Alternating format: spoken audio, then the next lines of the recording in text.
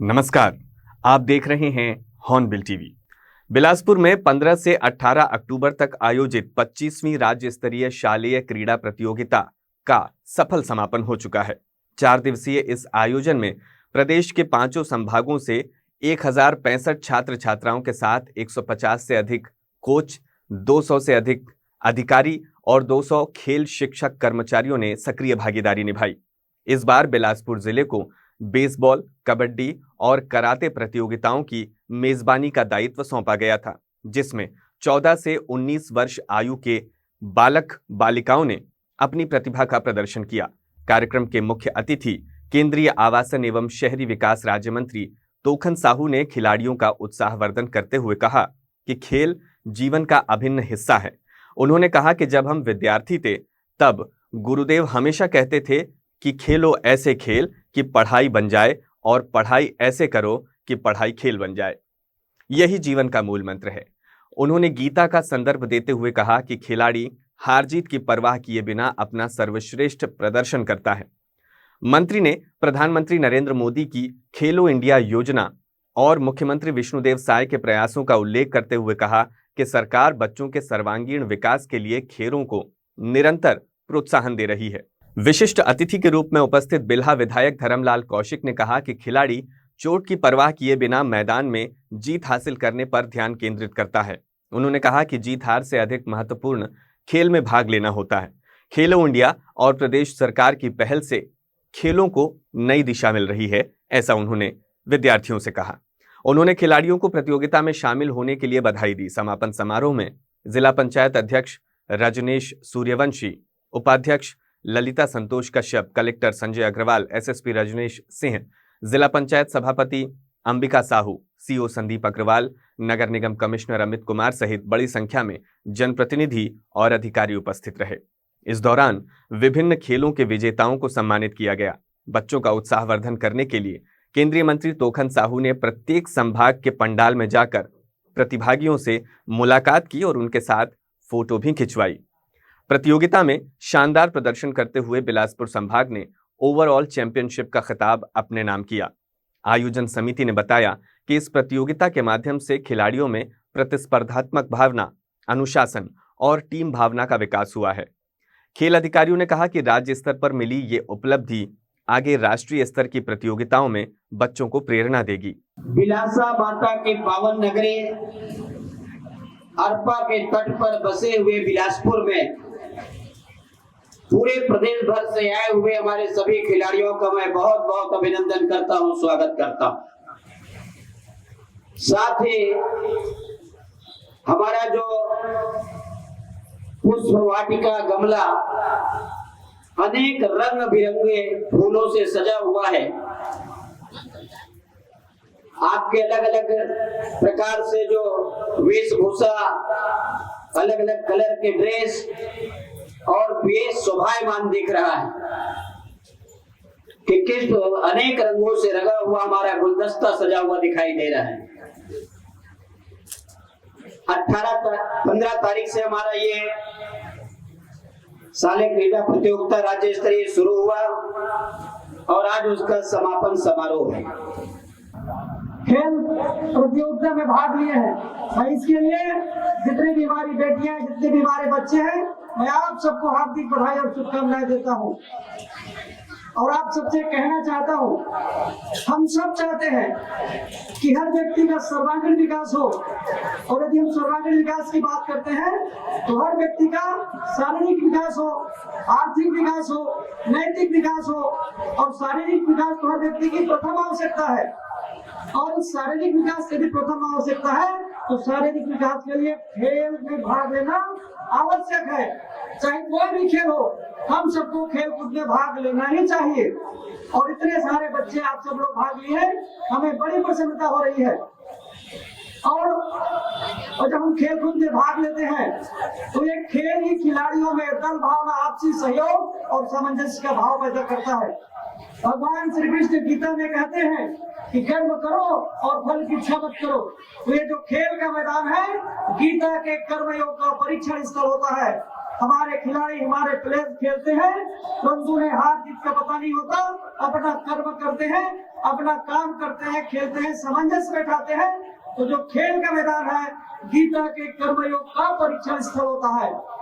हार जीत की चिंता किए बिना निष्काम भाव से खेलना, यही जीवन के समस्या को हल करने का यही मूल मंत्र साबित होता है। छत्तीसगढ़ के बस्तर में नक्सल विरोधी अभियान को बड़ी सफलता मिली है। राज्य सरकार की नक्सल उन्मूलन नीति के तहत अब तक का सबसे बड़ा आत्मसमर्पण कार्यक्रम आयोजित किया गया, जिसमें एक साथ 210 नक्सलियों ने हिंसा का रास्ता छोड़कर समाज और विकास की मुख्य धारा में लौटने का संकल्प लिया। आत्मसमर्पण करने वालों में कई टॉप नक्सली नेता भी शामिल बताए जा रहे हैं। आत्मसमर्पण कार्यक्रम रिजर्व पुलिस लाइन में आयोजित हुआ, वहीं बड़ी संख्या में अधिकारी और जनप्रतिनिधि मौजूद रहे।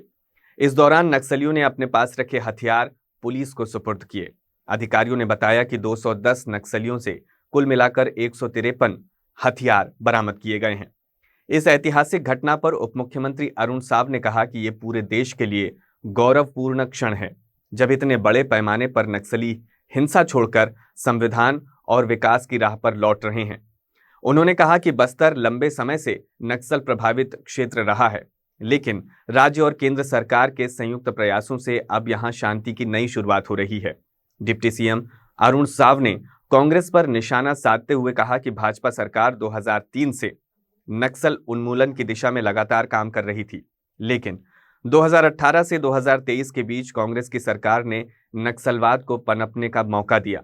उन्होंने कहा कि मौजूदा मुख्यमंत्री विष्णुदेव साय की सरकार प्रधानमंत्री नरेंद्र मोदी के वादे को पूरा करने के लिए नक्सल उन्मूलन नीति को सख्ती से लागू कर रही है और उसका सकारात्मक नतीजा आज सामने आया है। उन्होंने कहा कि जिन नक्सलियों ने आत्मसमर्पण किया है, उन्हें शासन की ओर से योजनाओं का लाभ देकर मुख्य धारा में जोड़ा जाएगा। प्रदेश सरकार चाहती है कि बस्तर के युवा हिंसा छोड़कर शिक्षा, स्वास्थ्य और रोजगार की राह पर आगे बढ़ें। आपको पता है कि जब 2003 में हमारी सरकार बनी, तब न केवल बस्तर सरगुजा भी नक्सलवाद से प्रभावित था। हमारी सरकार के लगातार प्रयत्नों से सरगुजा पूरी तरह से नक्सल मुक्त हुआ और 2018 तक बस्तर के बहुत थोड़े हिस्से में नक्सलवाद बच गया था। पर जैसे ही राज्य में 2018 में कांग्रेस की सरकार बनी, कांग्रेस की सरकार ने सीधे सीधे तौर पर नक्सलवाद को पालने पोसने का काम किया और जब 2023 के चुनाव के दौरान प्रधानमंत्री माननीय नरेंद्र मोदी जी ने, अमित शाह जी ने, देश के गृह मंत्री जी ने स्पष्ट रूप से कहा था कि हमारी सरकार बनेगी, हम छत्तीसगढ़ को नक्सल मुक्त बनाएंगे। और 2023 में विष्णुदेव साय जी के नेतृत्व में हमारी सरकार बनने के बाद लगातार नक्सलवाद के उन्मूलन के लिए रणनीति बनाकर, योजना बनाकर काम करना प्रारंभ हुआ और लगातार हमारे सुरक्षा बल के जवान अंदरूनी इलाकों में भी जाकर नक्सल ऑपरेशन चलाया। उसका नतीजा ये हुआ कि कई बड़े इनामी नक्सली न्यूट्रलाइज हुए, सरेंडर हुए या गिरफ्तार हुए और अभी लगातार बड़े पैमाने पर जो सरेंडर हो रहे हैं, घर वापसी हो रही है, पुनर्वास की नीति पर, विकास के रास्ते पर, मुख्य धारा पर लौट रहे हैं। निश्चित रूप से बस्तर में खुशहाली और तरक्की आएगी और जो संकल्प प्रधानमंत्री माननीय नरेंद्र मोदी जी और देश के गृह मंत्री अमित शाह जी का है, वो पूरा होता हुआ स्पष्ट रूप से दिख रहा है। दीपावली नजदीक आते ही बिलासपुर शहर के बाजारों में रौनक बढ़ गई है। गोल बाजार, नेहरू चौक में खरीदारी करने वाले लोगों की भीड़ लगातार बढ़ गई है। भीड़ के कारण यातायात व्यवस्था बनाए रखना पुलिस के लिए भी चुनौती बन गया है। त्योहार की भीड़ भाड़ को देखते हुए यातायात पुलिस ने कई प्रमुख मार्गों पर वाहनों की एंट्री बंद कर दी है। इसके अलावा पार्किंग व्यवस्था को सुचारू बनाए रखने के लिए भी दिशा निर्देश जारी किए गए हैं। पुलिस ने अपील की है कि लोग केवल निर्धारित पार्किंग स्थलों पर ही गाड़ियां खड़ी करें, ताकि बाजार क्षेत्र में जाम की स्थिति न बने। भीड़ नियंत्रण के लिए पुलिस की विशेष टीमों को तैनात किया गया है, जो लगातार व्यवस्था पर नजर रख रही हैं। नियम तोड़ने वालों के खिलाफ चालानी कार्रवाई भी की जा रही है। इधर दिवाली में पटाखों की खरीदी बिक्री को लेकर जिला प्रशासन ने भी दिशा निर्देश जारी किए हैं। केवल लाइसेंसधारी दुकानों को ही पटाखा बेचने की अनुमति दी गई है। पटाखा बाजार में अग्नि सुरक्षा के नियमों का पालन अनिवार्य किया गया है। प्रशासन ने नागरिकों से अपील की है कि पटाखे सुरक्षित तरीके से जलाएं और बच्चों को निगरानी में रखें। पुलिस अधिकारियों का कहना है कि यदि नागरिक नियमों का पालन करते हैं तो भीड़ के बीच यातायात व्यवस्था सहज बनी रहेगी और सभी लोग सुरक्षित और खुशी के साथ त्योहार मना पाएंगे। दीपावली के इस महापर्व पर समस्त शहर में यातायात व्यवस्था सरल सुगम बनाए जाने हेतु लगातार प्रयास की गई है और इसी क्रम में कई जगह पर जहां अत्यधिक व्यस्ततम आवागमन वाला जगह है उन जगहों पर नो पार्किंग की व्यवस्था या नो एंट्री या जो है वन वे का प्रावधान किया गया है। साथ ही जितने भी व्यस्ततम जगह है उस मार्केट एरिया में सभी जगह पर पार्किंग की व्यवस्था की गई है और इसके लिए पहले से ही प्रचार प्रसार की गई है। अतः समस्त नागरिकगण जो इस दीपोत्सव पर्व के अवसर पर मार्केटिंग करने जा रहे हैं वे इस बात को ध्यान रखें कि जहां जहां पर पार्किंग की व्यवस्था की गई है वहीं पर अपने वाहनों को खड़ा करें, कहीं पर भी मुख्य मार्ग पर वाहन खड़ी न करें। साथ ही जितने भी दुकानों के संचालक हैं, चाहे वे स्थायी दुकान संचालक हैं या जो है मूवेबल दुकान संचालक हैं, वे सभी से अनुरोध किया गया है कि वे अपने दुकान की सामग्री को मुख्य मार्ग पर फैलाकर न रखें जिससे आवागमन बाधित हो। और साथ ही जितने भी ठेला गुमटी या फुटकर व्यवसायी हैं उनसे अनुरोध है कि मुख्य मार्ग पर किसी भी तरह से व्यवधान करते हुए सामग्री का विक्रय न करें। साथ ही सभी वाहन चालक हैं वे यातायात जो निर्देश दिए गए हैं उन सभी निर्देशों का पालन करते हुए हमारे यातायात के अधिकारियों कर्मचारियों को निर्देश का और सुझाव का पालन करते हुए ही आवागमन करें ताकि कहीं पर भी यातायात व्यवधान की स्थिति निर्मित न हो। साथ ही जितने भी जो फटाखे की दुकानें हैं उनसे भी विशेष अनुरोध है कि पब्लिक एरिया में फटाखों की दुकान से लगाने से बचें और जो निर्धारित जगह प्रशासन द्वारा की गई है उन्हीं पर ही फटाखे की दुकान लगाई जाए। दिवाली त्योहार को देखते हुए बिलासपुर पुलिस प्रशासन पूरी तरह से अलर्ट मोड में है। सुरक्षा व्यवस्था को चाक चौबंद बनाने के लिए शहर के बाजारों, भीड़भाड़ वाले इलाकों, चौक चौराहों, होटल, धर्मशालाओं और नदी किनारे पर कड़ी निगरानी रखी गई। किसी भी तरह की अप्रिय घटना को रोकने के लिए शहरवासियों को सुरक्षित माहौल उपलब्ध कराने के लिए पुलिस ने पुख्ता इंतजाम किए थे। वरिष्ठ पुलिस अधीक्षक एसएसपी रजनीश सिंह स्वयं मैदान में उतरकर सुरक्षा का जायजा ले रहे थे। उन्होंने जवानों का मनोबल बढ़ाते हुए कहा कि जब अधिकारी मौके पर मौजूद रहते हैं तो जवान और भी अधिक मुस्तैदी और ईमानदारी से कर्तव्यों का निर्वहन करता है। इसी उद्देश्य से संवेदनशील और भीड़भाड़ वाले इलाकों में अतिरिक्त पुलिस बल की तैनाती की गई। त्योहार पर बाहर से आने वाले लोगों की गतिविधियों पर भी पैनी नजर रखी जा रही थी। जो भी यात्री होटल, धर्मशाला या अन्य ठहराव वाले स्थलों में ठहर रहे थे उनकी पूरी जानकारी पुलिस रिकॉर्ड में दर्ज की जा रही थी। इन जगहों पर बाकायदा चेकिंग अभियान चलाए गए ताकि किसी भी संदिग्ध गतिविधि को समय रहते रोका जा सके।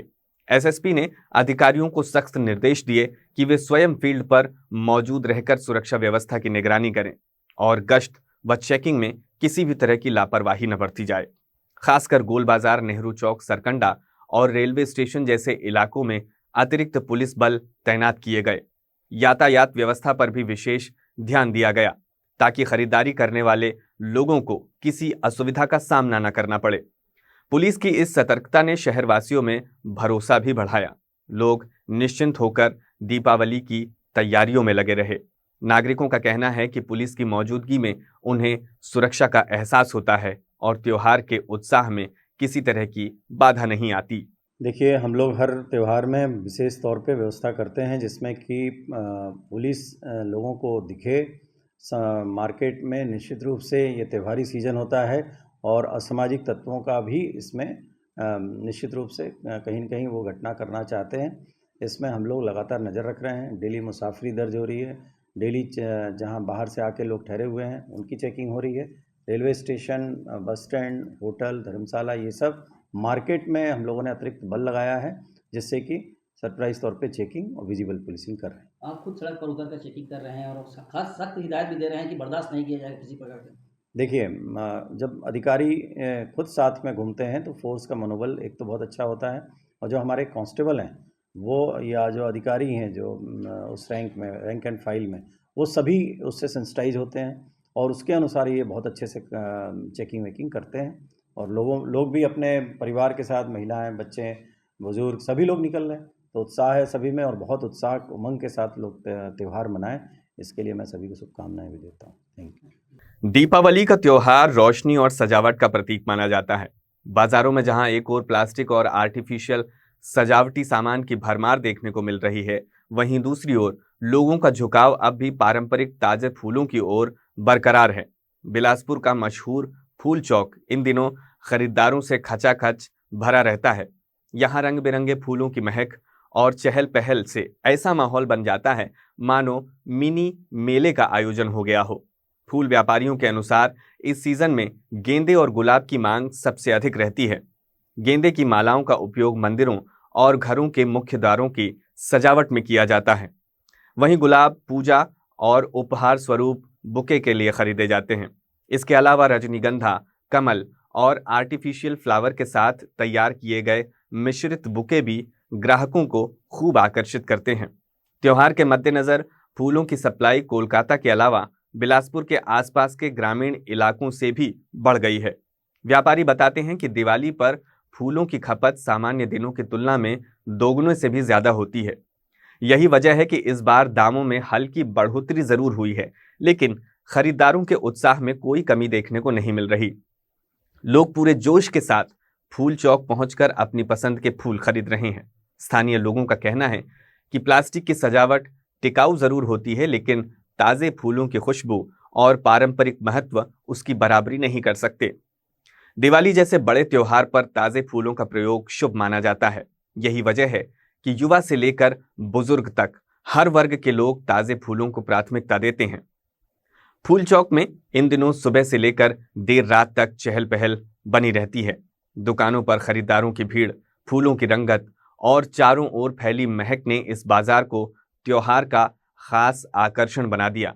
दिवाली की तैयारियों के बीच फूलों की ये बहार न केवल शहर की रौनक बढ़ाती है, बल्कि पारंपरिक, सांस्कृतिक और मान्यताओं के प्रति लोगों की आस्था को भी दर्शाती है। दीपावली पर्व के दौरान आमजन को किसी भी प्रकार की चिकित्सा सुविधा में परेशानी न हो, इसके लिए सिम्स चिकित्सालय प्रशासन ने विशेष इंतजाम किए हैं। अस्पताल प्रबंधन ने पर्व के दिनों में अतिरिक्त ट्रॉयज वार्ड की व्यवस्था की है, जिनमें 12 अतिरिक्त बेड लगाए गए हैं। सभी विभागों के विशेषज्ञ चिकित्सकों की ड्यूटी विशेष रोस्टर पर तय कर दी गई है, ताकि आकस्मिक परिस्थितियों में 24 घंटे मरीजों को त्वरित चिकित्सा सुविधा उपलब्ध कराई जा सके। अस्पताल प्रशासन का कहना है कि त्योहार के समय किसी भी आपात स्थिति से निपटने के लिए चिकित्सक और पैरामेडिकल स्टाफ लगातार ड्यूटी पर मौजूद रहेंगे।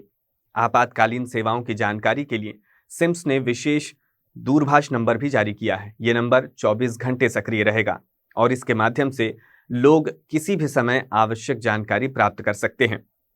इसके अलावा सिम्स प्रबंधन ने एक अतिरिक्त एम्बुलेंस की भी व्यवस्था की है। यह एम्बुलेंस आसपास के क्षेत्रों में आपात स्थिति के दौरान मौके पर पहुंचकर घायलों को प्राथमिक उपचार उपलब्ध कराएगी और उन्हें सुरक्षित अस्पताल तक लाएगी। इसी तरह जिला अस्पताल में भी दीपावली की भीड़ को ध्यान में रखते हुए पर्याप्त बिस्तरों की व्यवस्था की गई है। जिला अस्पताल प्रशासन ने भी दावा किया है कि त्योहार के दौरान मरीजों को किसी तरह की दिक्कत नहीं होगी और स्वास्थ्य सेवाएं पूरी तरह से सुचारू रहेंगी।